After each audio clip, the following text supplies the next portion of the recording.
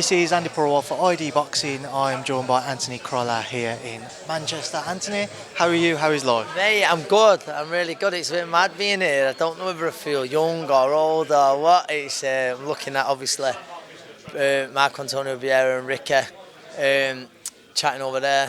But yeah, no. Listen, it's good. It's always good to be in Manchester for a fight week. I imagine Ricky was somebody you looked up to as a fellow Mancunian yourself growing up. What's it going to be like for you seeing him step back between those ropes on Saturday night? It'd be mad. Listen, I think any young fighter at the time, but certainly any young Manchester lad, idolised him, and I idolised Ricky Hatton, still do. And it's mad to see him, back there competing. And it's mad. He's fighting Barrera, who, like, for me, probably the best fight I've ever seen was Barrera Morales won. So it's weird, like, for me, as a fan as well. But yeah, I think you can see. I think the most important thing for me is just how well Ricky looks, the shape he's kind of got himself in. It's fantastic. But yeah, no, it'll certainly be a strange one. It is obviously an exhibition bout, but I'm sure Ricky, as we can see, is taking it very seriously. What do you actually anticipate seeing from them in the ring? Will it be as simple as take it easy, or?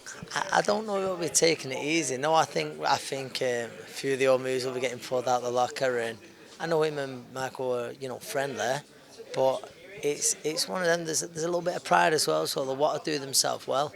They'll want to do themselves proud, and they'll want to give a good account of themselves even at this age.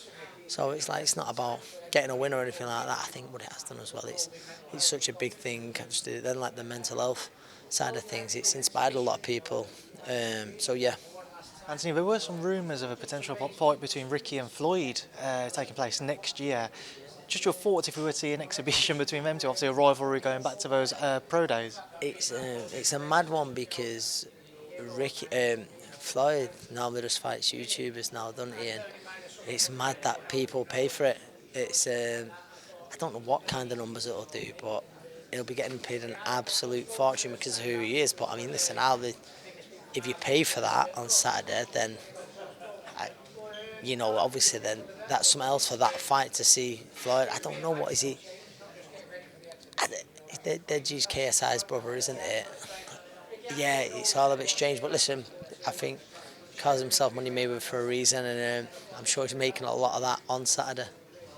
Just away from the crossovers, the exhibitions and what have you, Natasha Jonas? I didn't answer the question, but with him and Ricky, there's the fact that it'd be a little bit, you'd think it'd be a little bit fairer, wouldn't you? So, but yeah, I just got lost on the old Deji thing and seeing some of the clips from the presses and that this week, but go on. Well, we can stick with it then. What are your thoughts if you were to see Ricky and Floyd in an exhibition bout of sorts next year? It's, I don't really know. I'll be honest, you'd have to be in an exhibition match. I think for me, I'm guessing what a lot of this does is it's inspiring people who've got struggles of their own. And listen, I'm sure, yeah, there will be money to make. I think there'll have to be a lot of money to be made if Floyd's to do it. But I think it's a bit bigger than sort of the performance on the night, getting the win and stuff like that. Tasha Jonas on this card looking to unify another title at 154. Talks about her fight and what you know about her opponent. Yeah, I know Joe really rates the opponent very highly. She's had a good sparring in.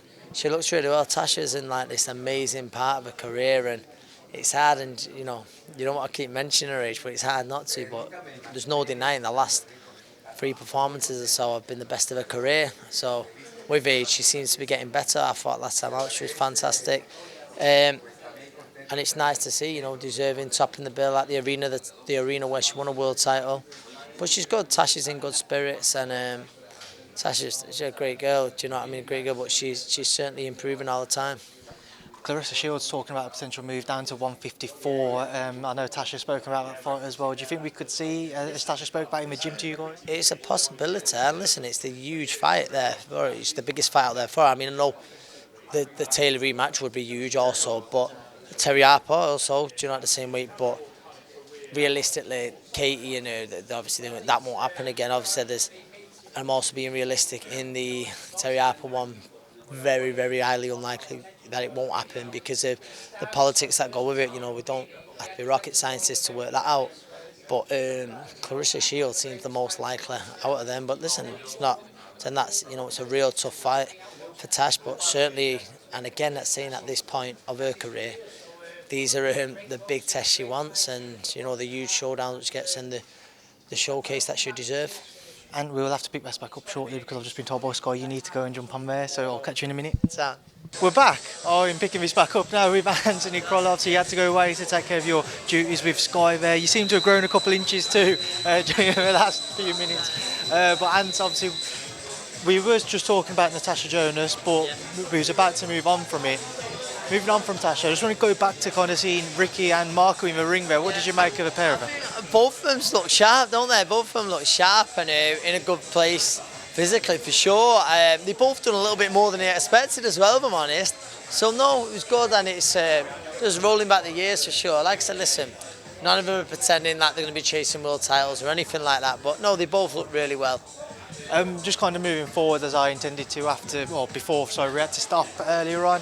I saw Anthony Joshua this past weekend and kind of asked him about the Deontay Wilder fight last week.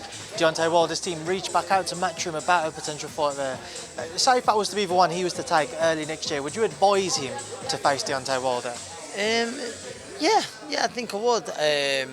Listen, there's always the thing of, it'll be nice for him to have one before Usyk, but I believe there's improvement in the two Usyk fights, so yeah, it's a very, very different fight, and it's a real pick-em.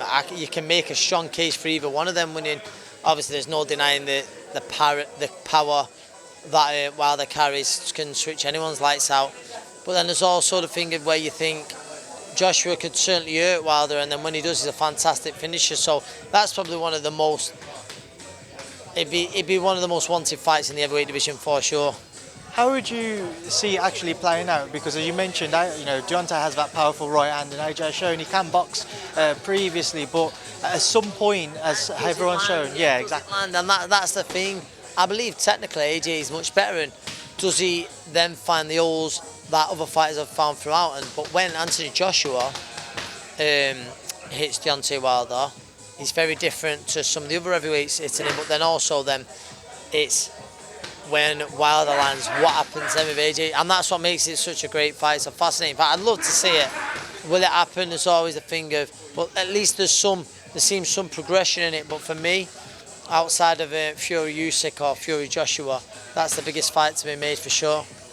And the WBC Convention is ongoing at this moment in time, and there's just one thing I just wanted to... The guys are out there, Rob and the team, and they've left you here in Manchester. Unbelievable. I can't complain, mate. I just had a week out in Abu Dhabi for Bivol Ramirez, which I'm going to come on shortly. But I just want to get your thoughts on one thing. The WBC at the convention, the WBC Safety Compliance Commissioner said the British Boxing Board of Control are underperforming with 34% safety compliance in WBC bouts. Now, for somebody who's obviously a former pro, what do you make of that? I'll have to read the facts for sure, but if there's some truth behind that, then obviously it's worrying. I know for me, it's been real frustrating. One of the fighters I coaches, he had to have further looks into his brain scan, but obviously safety comes first, and it took a long time to come back.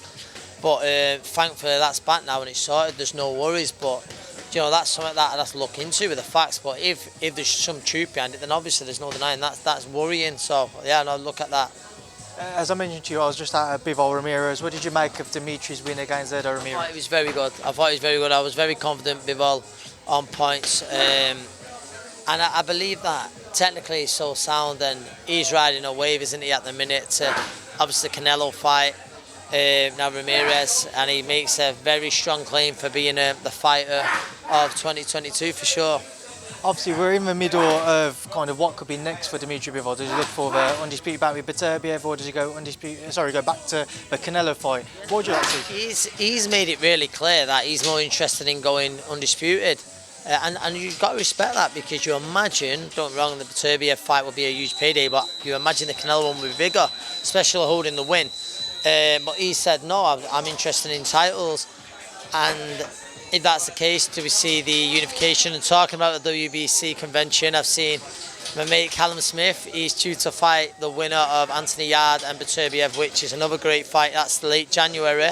So we'll see, we'll take it from there. I think from Callum's point of view, it'd be nice for him to fight Canelo again, so he can fight the winner of Anthony Yard and Beterbiev. Just wanted to come on, that was one of my questions I wanted to come on to, obviously Callum Smith being in the pipeline, in the running order rather, to face the winner of Beterbiev Yard. It's a fight which you said he's more than up for. How would you fancy Callum against one of Genuinely, not just because Callum's with me, I think Callum has a great chance, and it's a fight he's always fancied, and I think Callum's so technically correct.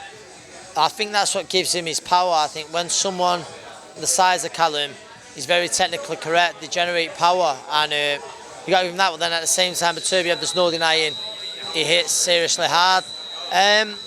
But listen, I back Callum against anyone. At light heavyweight, I believe that and that's in no way discrediting the Canelo win against him. I believe the weight had certainly caught with him that night. And we didn't see the best Callum Smith on the biggest stage, but I believe at light heavyweight we will do. And the word as well on his brother Liam. Liam's potentially going to be facing Chris Eubank Jr. come December 17th. A great fight.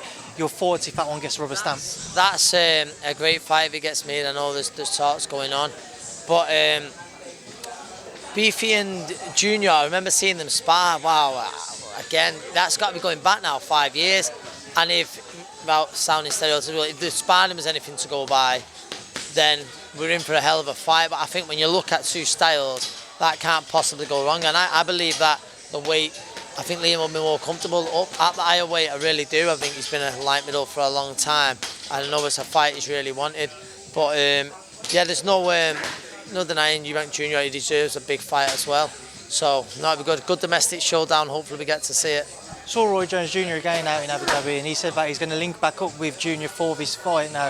A very different style that he was kind of coaching into him up until they parted ways for what was meant to be the kind of Ben fight. But your thoughts if they get back together, how much of a different kind of outlay does that give? I believe if we do that, we'd probably see the Chris Eubank Jr. that beat Liam Williams, and we've got to say that was very, very impressive the way he went about that job.